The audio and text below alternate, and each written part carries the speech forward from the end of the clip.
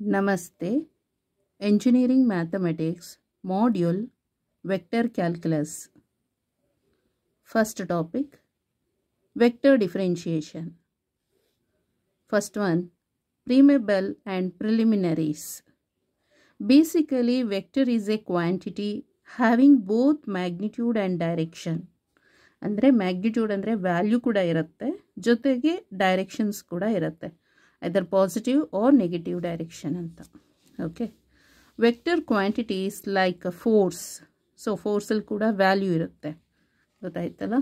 ಮತ್ತು ಡೈರೆಕ್ಷನ್, ಯಾವ ಫೋರ್ಸಲ್ಲಿ ಹೋಗ್ತಾ ಇದೆ, velocity, acceleration, etc. have lot of reference in physical and engineering problems. Next, derivative of a vector valued function. Let the position vector of a point p of x, y, z in space be vector of r equal to x into I plus yj plus zk. If x, y, z are all functions of a single parameter t, then vector of r is said to be a vector function of t, which is also referred to as a vector point function, usually denoted as vector of r equal to vector of r of t. As the parameter t varies, the point p traces a curve in space. Actually, vector the position ಏನು ಅಂದರೆ point p of xyz ಅಂದರೆ 3 ಡೈಮೆನ್ಷನಲ್ದು. In space be vector of R ಏನಾಗ್ತಾ ಇದೆ ಡೈರೆಕ್ಷನ್ನು, so X into I plus Y J plus Z K.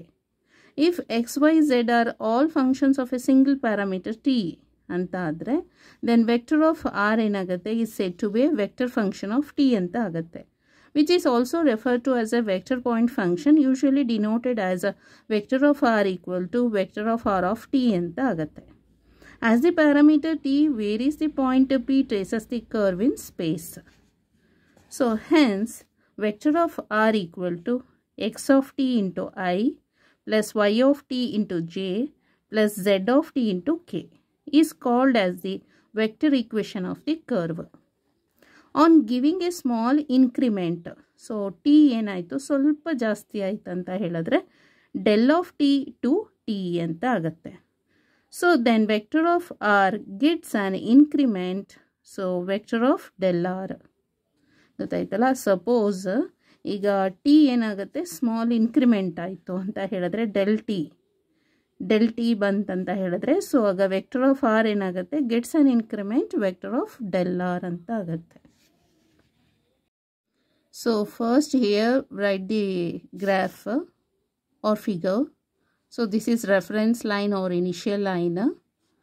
So ಒಂದು ಕರ್ವ್ನ ಇಲ್ಲಿ ಡ್ರಾ ಮಾಡಿ, so from centre point O to, so P, call it as vector of R. R is radius.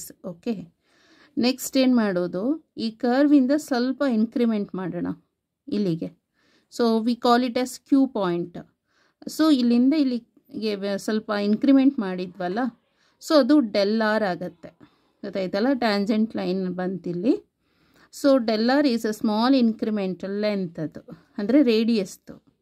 So del R vector of del R ಇದು. So next ಇಲ್ಲಿ join ಮಾಡಿದ್ವಲ್ಲ, ಈ ಪಾಯಿಂಟಿಗೆ touch ಆಯ್ತಲ್ಲ, ಆ ಕರ್ವಿಗೆ ಈ ಟ್ಯಾಂಜೆಂಟ್ ಲೈನ್ ಟಚ್ ಆಯಿತು.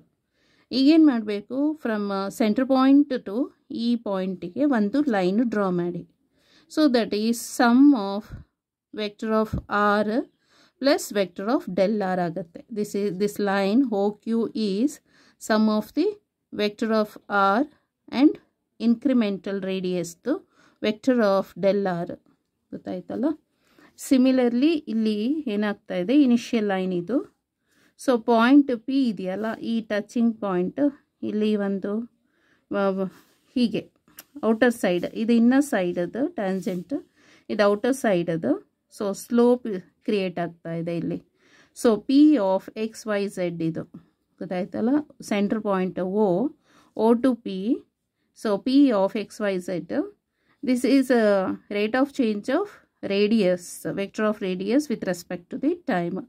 Rate of change of vector of R radius with respect to time. Okay, so next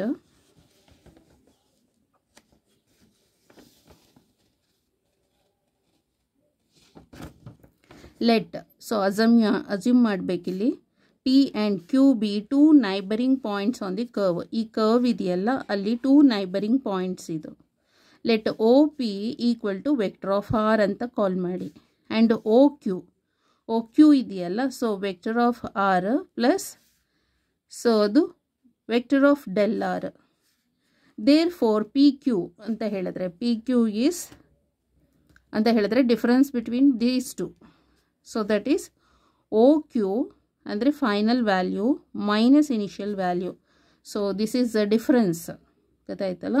P Q ಅಂದರೆ vector of P Q equal to vector of O Q final value minus initial value ಅದು vector of O P equal to small incremental radius vector of del R by a basic property ಇದು. ಗೊತ್ತಾಯ್ತಲ್ಲ. Next the derivative of the vector of r of t is denoted is. So base derivative of the vector idakke is defined as follows. So rate of change of vector of r with respect to time anta heladre hige baradre. So idu vector of r of t ge differentiate ಮಾಡ್ತಾ ಇರೋದು ಇಲ್ಲಿ dash ಹಾಕಬೇಕು. So equal to limit del t tends to 0 vector of r into t plus del t minus vector of r of t divided by del t. Call it as equation number 1. Geometrical meaning of the derivative of a vector. As delta t tends to 0, q tends to p. So ivaga delta tends to 0 anta aitu andre q tends to p agate. Andre small increment ಏನು ಇಲ್ಲ ಅಂತ ಹೇಳಿದ್ರೆ q ಮತ್ತೆ p ಎರಡು ಒಂದೇ ಆಗುತ್ತೆ point. ಗೊತ್ತಾಯ್ತಲ್ಲ.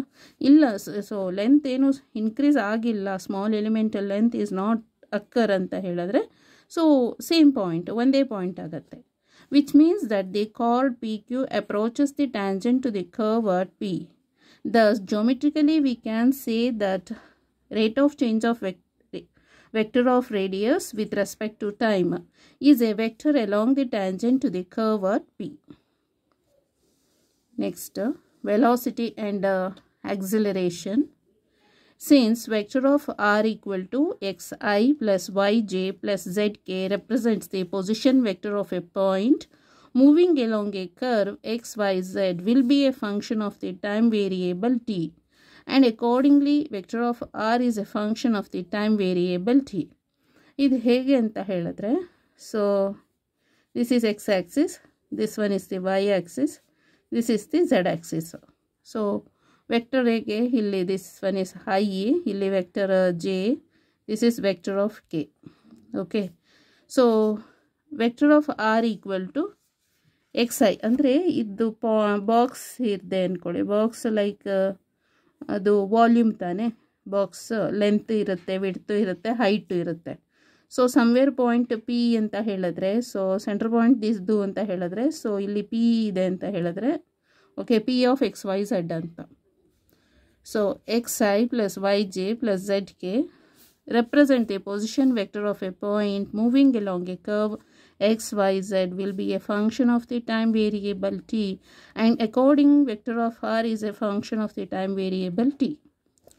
So therefore vector of v anta helidre velocity, okay, equal to velocity anta helidre distance per time, distance per speed the time agutte. So illi vector of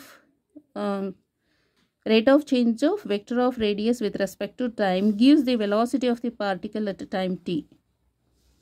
So further acceleration is small a equal to rate of vector of volume, rate of change of vector of volume, sorry velocity with respect to time andre acceleration anta helidre velocity per time anta. So velocity anta helidre distance per time.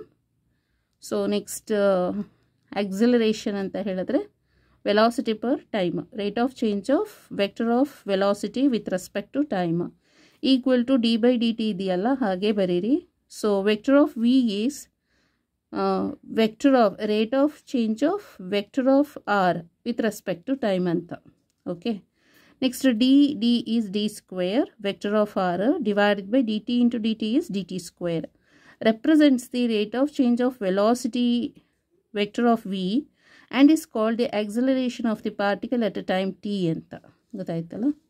Further, magnitude of velocity, so this is velocity, vector of velocity equal to rate of change of vector of r with respect to time equal to ಇದು change in ಇದು speed change ಆಗ್ತಾ ಇರೋದು, rate of change of speed with respect to the time is the speed of p, where s is the arc length measured from a fixed point on the curve on to the point p along the curve. So ಇದೇನಾಗ್ತಾ ಇದೆ, s speed of the p ಅಂದರೆ arc length ಅದು. S is the arc length measured from a fixed point on the curve on to the point p along the curve. Next remark, when a particle moves along the curve, velocity vector is directed along the tangent. When a particle moves along the curve, ಈ curve ಅಲ್ಲಿ particle move ಆಗ್ತಾ ಇದೆ ಅಂತ ಹೇಳಿದ್ರೆ velocity vector is directed along the tangent ಆಗಿರುತ್ತೆ. So dr by dt. Note, from the definition of vector of r of t, it is obvious that if vector of r equal to x of t into I plus y of t into j plus z of t into k, then take the differentiation of this. ಯಾಕಂದರೆ tangent ಅಲ್ವಾ, so tangent occur ಆಗುತ್ತಲ್ಲ. So d vector of r by d t, rate of change of r with respect to time equal to d x by d t into I plus d y by d t into j plus d z by d t into k. ಇದು velocity ಆಗುತ್ತೆ. Next acceleration.